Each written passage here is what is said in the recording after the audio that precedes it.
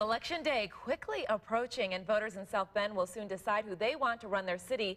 That's going to happen in about 5 weeks. Yeah, I can't believe time's flying so fast in what could likely be the only mayoral debate before the election. Those two candidates met last night to talk about some of the city's toughest issues.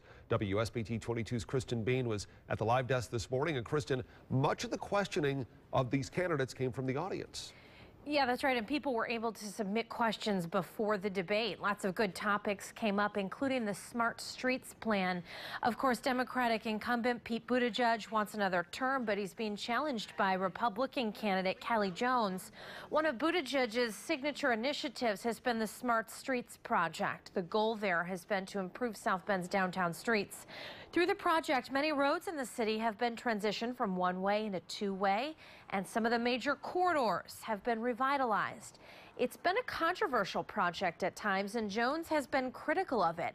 In the past, she's called it, quote, an extreme failure. And last night, both candidates responded to the criticism of work being done along Lincoln Way West and Western Avenue.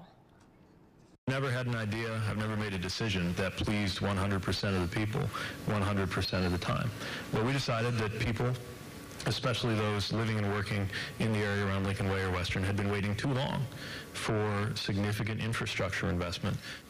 Even before hiring consultants and asking to spend large sums of money, I would take time to meet with the residents and the users in each different affected area.